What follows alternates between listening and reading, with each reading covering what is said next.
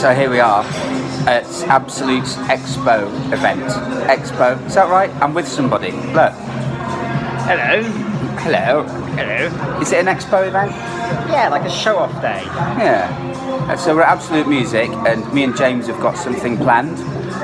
Well, we're on stage. I don't know about it being planned. No. Well, let's take you into Absolute Music. Let's show you around.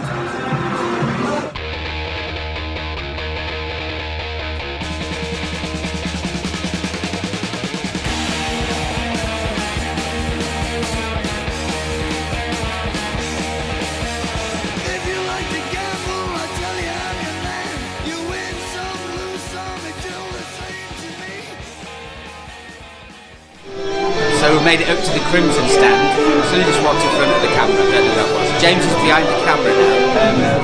We've got today 20% off all week. It's amazing, isn't it? Anyway, we're going to get a bit of footage in a little while of me and James. So with our very planned presentation. See you.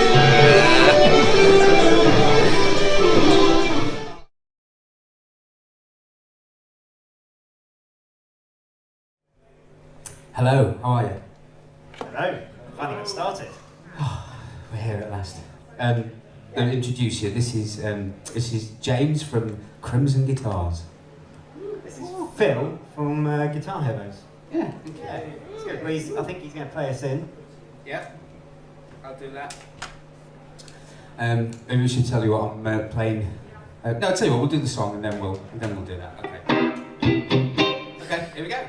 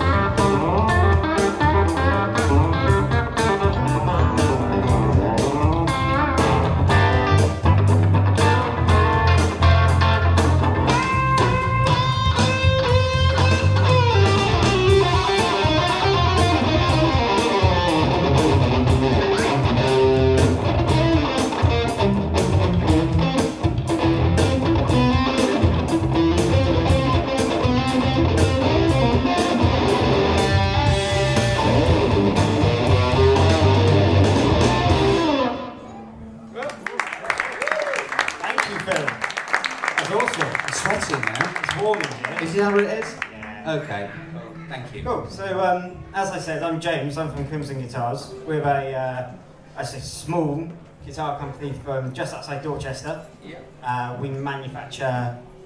We do our own production range. We do lots of hand-built guitars, and then tools and in-house courses as well. So I suppose I'll just take you through the range quickly, and then we'll get on to what Phil's playing. Yeah, in a go bit. for it. Cool. So this is our Raw series. So these start at 1600 now. There's a few outside. They are kind of complete one-off raw bits of wood you would never see on the guitar anywhere else. This particular one, it's an elm body. It's gorgeous cracking, and some lovely bits of wood you don't see. We've then we'll get on to what Phil's playing, which is our artist series, which are high gloss, ash body, flame sycamore top. In Phil's case, a maple board, which is his custom request, demanded it. A little bit, yeah. Which you can do, by the way, if you put an order in, you can whatever you want is possible at Crimson Guitars. I know Ben, the founder of Crimson, is not a big fan of maple fingerboards, and he kind of said to me a few times, "Are you sure you really want a maple fingerboard?" I'm like, "Yes, I really do." And when it came out, he went, "Yeah, see why, I like it. It's great." Yeah, it's gorgeous. That's a flame maple fingerboard on that one. Yeah. Matching we've got flame maple top, ash back, and then flame maple backplates as well. And this is European maple, so this is sycamore. So it's actually all from this country as well, which is rare to find on guitars. This one actually has fallen off a few stands as well. This has got a few. In fact, it got damaged on the first gig it went on, didn't it? So yeah, unfortunately. But it's got different pickups in it to what originally started with. Is anybody familiar with Crimson? You are. There's a few nodding heads. Yeah. Okay. Well, those of you that follow the YouTube channel and what have you, and actually follow the company, there was a young man named Luigi, wasn't there, who used to used to work there. He's now in Italy because his girlfriend said he had to be. She did, yeah. So he very kindly wound some custom pickups for me, and he put them in here as well. And like I say, it's pretty. The possibilities are pretty endless, aren't they? We can. Yeah, I mean, with the artist range especially, you can move on to a custom shop. So with these, you can take our standard shape. So we have a PAF and a Descendant. PAF is our more single cut, more Les Paul style guitar, and this is our more kind of Teddy-ish style guitar. And you can take that and you can change the woods, change as long as you keep the shape. We can pretty much do anything for you. Most of the guitars as well come with coil split. I'm always getting told off on YouTube because it's coil tapped. Yeah. It's not. It's coil split. Most of them come with the push-pull pots, but again, if you say I don't like those, which I'm not a fan, I went for the switch. I'll just run through a couple of sounds of this one with clean. So this is with the bridge pickup coil split.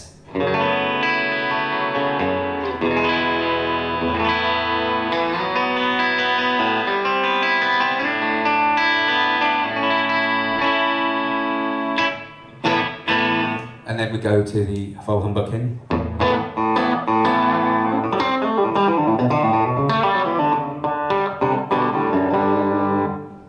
You play with most of that in split, don't you? I do. I'm quite a single coil guy. I do like the old single coil sounds.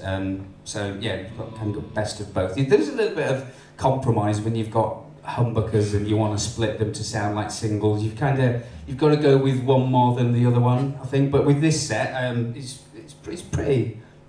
fairly balanced, I would say. Yeah, he's done a good job. Yep. So this is split in the middle position.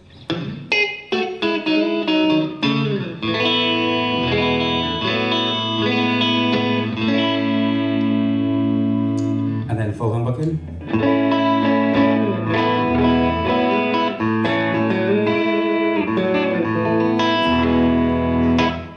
And then the neck pickup split.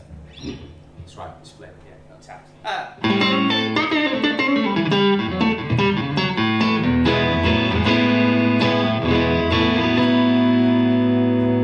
And then full humbucking.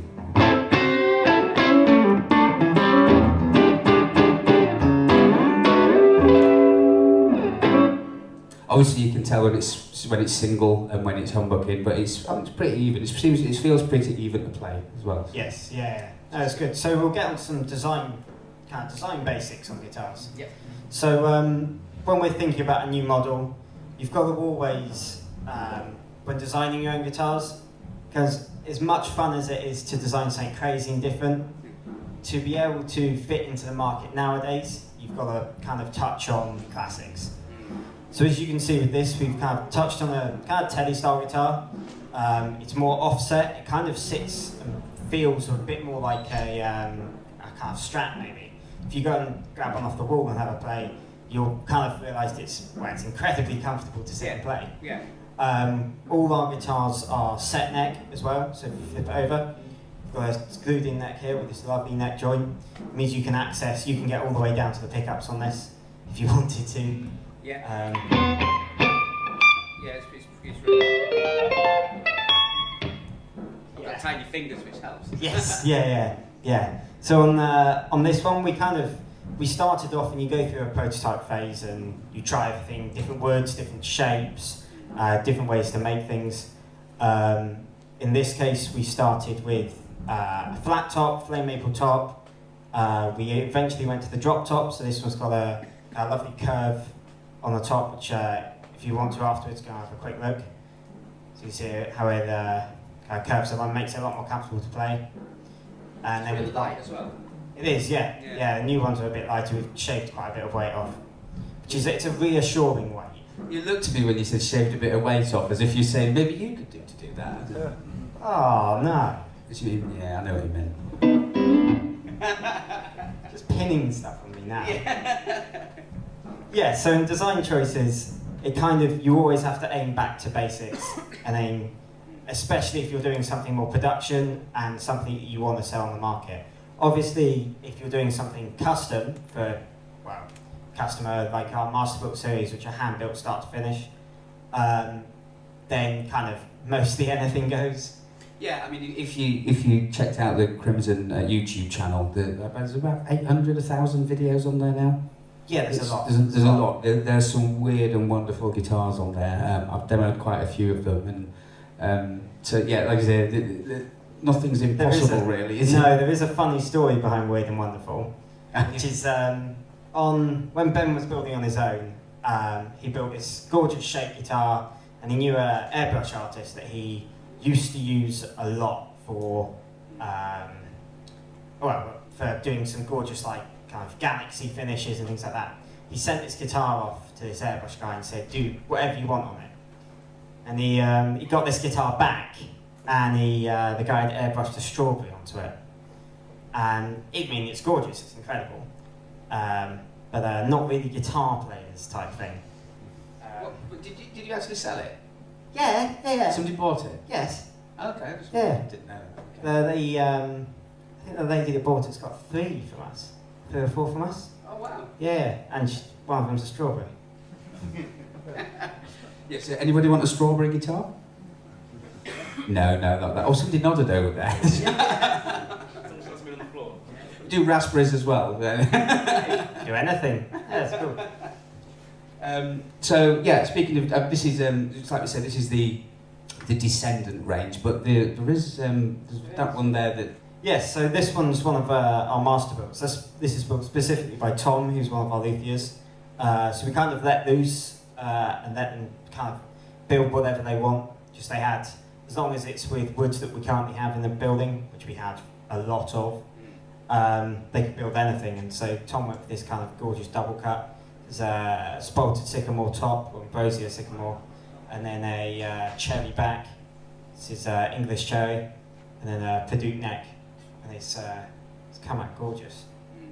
But yeah, in terms of design, you always want to start with a scale length. So scale length is probably one of the most important things. It changes how the guitar feels, how the guitar plays, and sounds as well. People don't realise what scale length does to a guitar. If you go for something like a Fender scale length, so 25.5 inches, it's far more snappy. It's a little bit tighter. Hence why, kind of when people start playing, you play like 9s on a Strat and 10s on a Les Paul, because it is tension-wise, it's the same, but it feels tighter.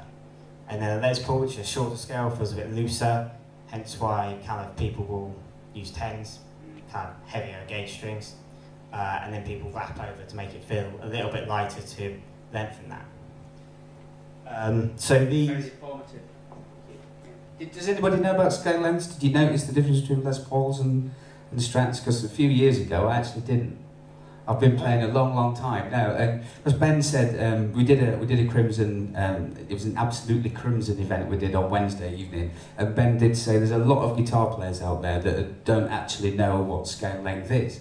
Okay, yeah, that's a good point. That's a good point. And I was one of them until a few years ago. I just presumed a Les Paul was like that and a Strat was like that. You know, I didn't really think about it. So when we speak about scale length, we're talking about the point from the nut to the bridge.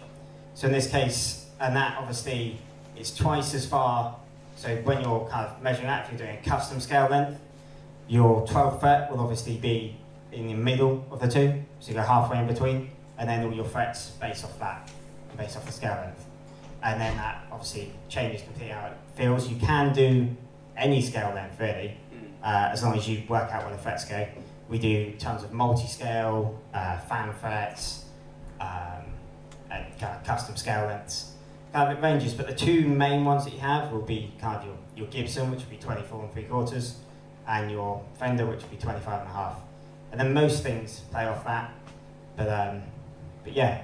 Then we kind of, after design, you kind of move on to wood choice, which is a major part, especially when thinking about necks.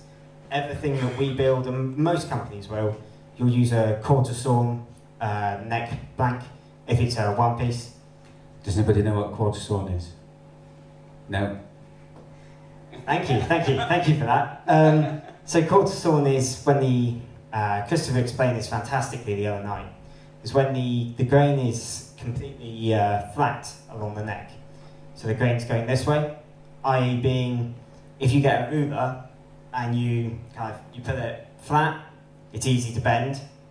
But if you put it straight, you can't bend that at all. So if you want the grain all to be going straight down the neck like this way, and then the neck is less likely to move, and if it is going to move, it's only going to move in one way. Hence why we have a truss rod in there. And then you get onto things like 3 or 5 piece necks, where quarter sawn isn't as necessary, but you are then creating your own kind of quarter sawn with your many pieces. Yeah. That presume get glued together. Yes, yeah. Or bolted if you're kind of crazy. Oh, okay. Nothing's impossible. Yeah, if you want to play another number and show us some sounds.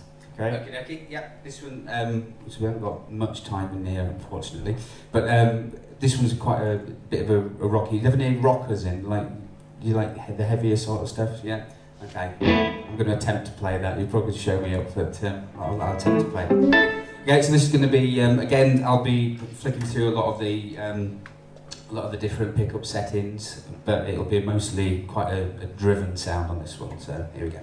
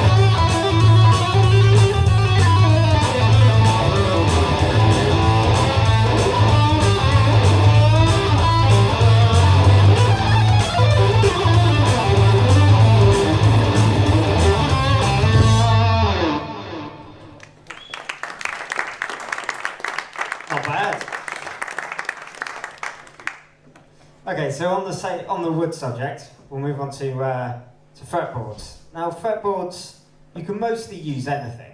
As long as it's a hardwood, this is where kind of finishing fretboards comes in. So the reason you don't tend to finish rosewood and ebony is because they're dark, they don't show up dirt, there is still a lot of dirt on them, but they all don't show them up. With maple, it's obviously very light and white, so they tend to get finished, so they don't show up dirt. It's also kind of a closed grain. You can use mostly anything.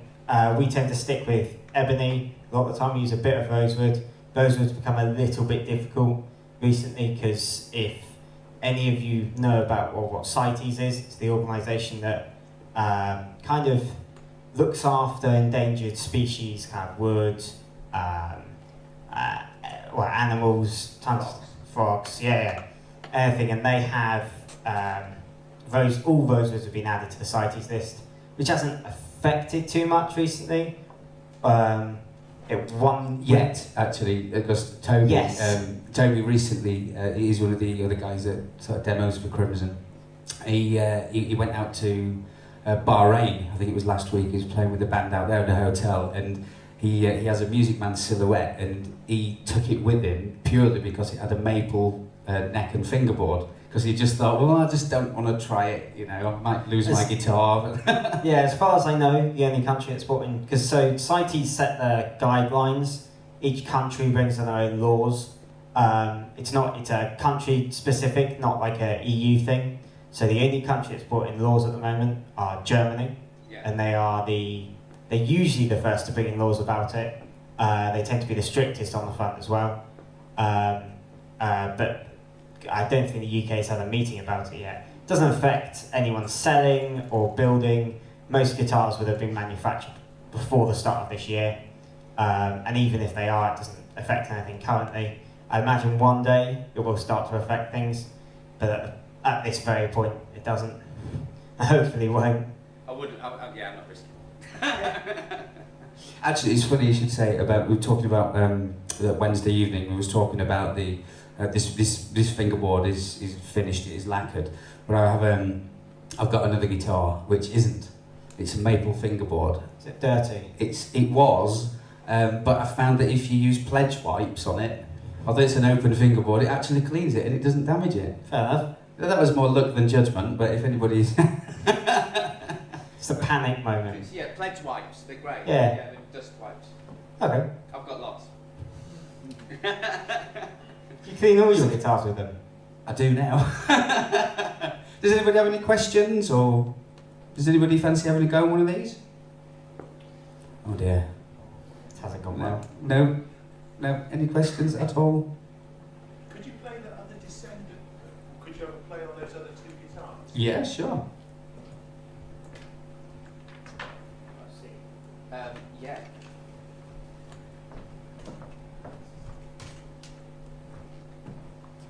In my wisdom, I put strap locks on that one, so I have to.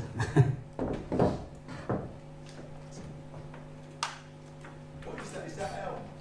Yes, yeah. So this one's got a elm neck, it's an elm body and sapele neck with a wet gay fingerboard on this one.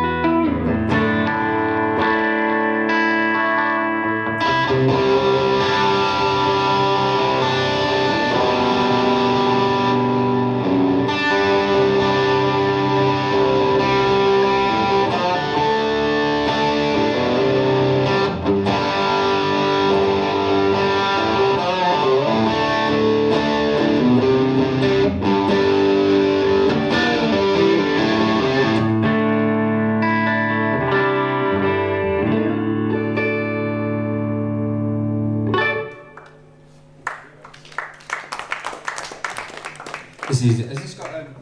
Oh yes, it has. It's got the tab as well. Hang on. Split. Split, sorry. Oh.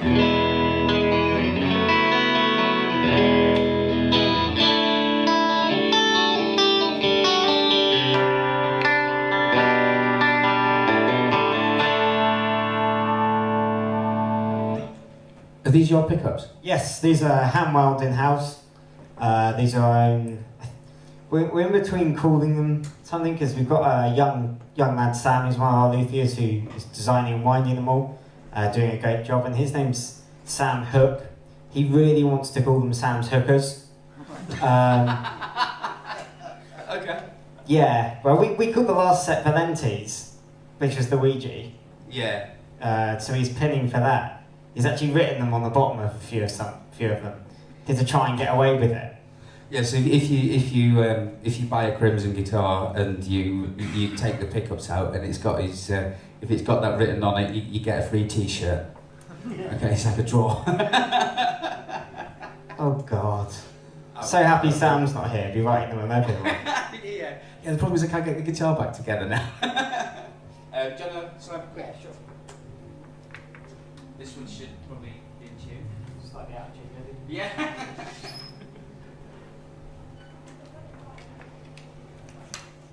So this one's got a cherry back, a spalted sycamore top, ebony fingerboard, Purdue neck, and also a sycamore headstock cap. This is one of our master builds. This is hand built.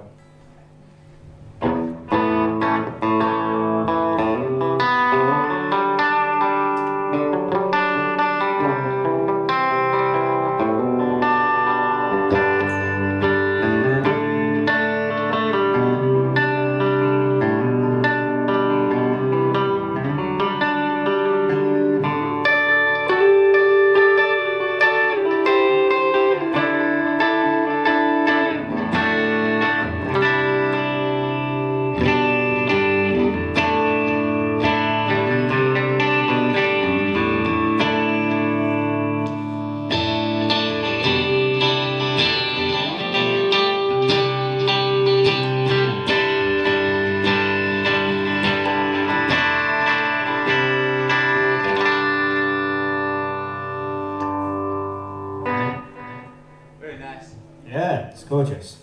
I suppose there's one point that we should touch on, which is tone woods. Oh. Which, didn't go down too well on Wednesday night either. It's a difficult subject because it does make a difference to your sound. Hang on a minute. How many people believe in tone wood?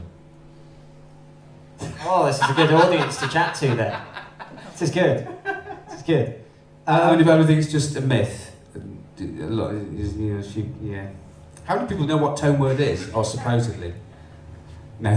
So the idea is behind tone wood is that each bit of wood makes a large difference to the sound of your guitar. With an acoustic, most definitely. With an electric, it does, but only kind of. I suppose tone wood you kind of then class under sustain and resonance. So if a guitar resonates, the strings are going to resonate more, it's going to sustain better.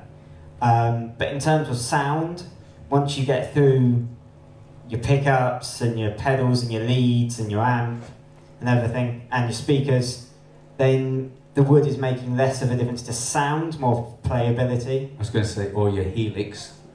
By the time it goes through one of those, does it matter? A little bit. A little bit. Yeah. A little. I've got it's an old Fender Strat I've got at home. It's about 35 years old, and I remember buying that guitar, and there were about 2 or 3 in the music store, and I tried all 3 of them, and there was one in particular that stood out. Was that tone wood, you think? Yeah, it resonated more. Yeah. I imagine. So just maybe a drier bit of wood. All right, and converted. I believe in tone wood. Yeah. Any more questions? Do you think the amount of lacquer adds to the... Yes. Yeah, the amount of lacquer and the type of lacquer, because that's going to stop it resonating, it's also going to stop it breathing. When you are building a guitar, I suppose you kind of touch on wood dryness as well. we take everything down to kind of 5% and then it can back up to about 8%. You kind of want to make it as dry as possible, within reason, because obviously it's got to go in someone's house and it might move around a bit. But you want a decent amount of lacquer that it's not going to wear away. But yeah, thin, light coats, when you talk about lacquer, it's like the thickness of a hair. It's actually not a lot of lacquer once it's all been sanded down and buffed. Depends on the hair, doesn't it? Yeah, true, fair enough. Very thin lacquer on my guitar, obviously. Yeah, an oil finished guitar is probably going to resonate a bit more. A thinly lacquered guitar, something that's finished in nitro, which is also it's a very thin finish and brittle. It's also going to resonate a bit more. Nowadays, there's a lot, because of the way things are manufactured, it's polyurethane finished lacquer that's put on it, and that's put on quite thickly, so it can be sanded down very quickly. Yes, it does make a difference, but only, again, in terms of your resonating and the way the strings move. Which lacquer do you use then to? We use a polyurethane, but we don't put it on very thick. We have a company that we work with that we design our oils and our stains with. They also make our lacquers, and we work with them to make a lacquer that we like that will go on enough that isn't taking us ages to do, but it's still a very thin finish. So we're obviously occasionally things go on, you go through because we're using a thin finish, but yeah, in this case, both these two are our finishing oil, and then this one is our lacquer. So could you use pledge wipes? To finish? No, to clean them, because you've got it's a finishing oil. Yes, yeah, it should be fine. I don't know what's in pledge wipes, I'm going to say yes at the moment. Great, I've got a van full, 50p a pack. Does anyone else get any more questions? While we're on the subject of the pledge wipes,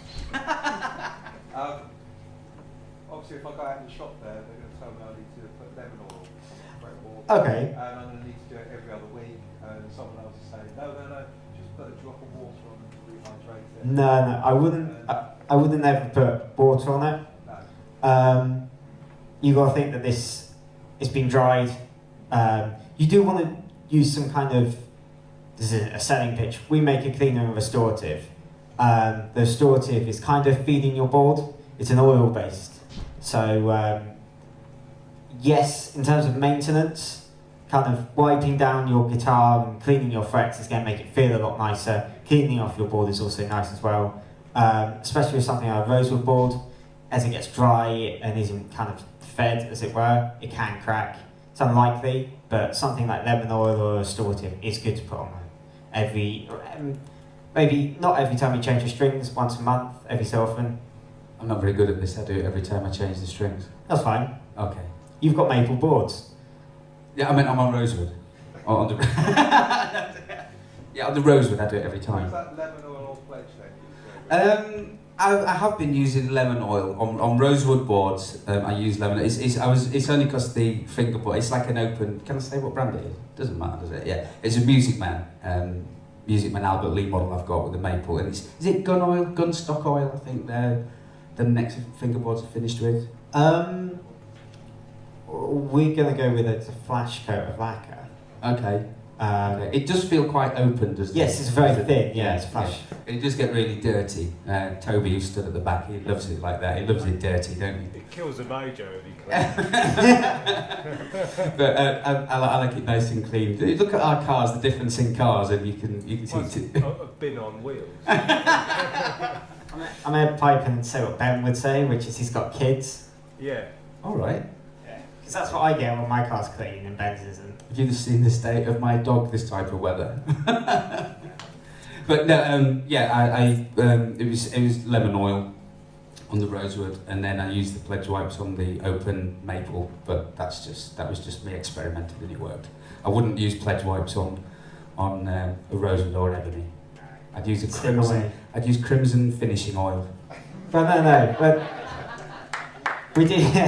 we do a cleaner and restorative, 2 separate bottles. Oh yeah, that. Yeah, that's what you want to use. Has anyone else got any more questions? Nope. Well, we thank you all very much for your time. In fact, me and Toby will be back here very, very shortly, doing an excerpt from the Story of Guitar Heroes. So stick around and we'll be back in a short while with that. And thank you all very much for listening. Thanks for coming in. Cheers, guys. Thank you.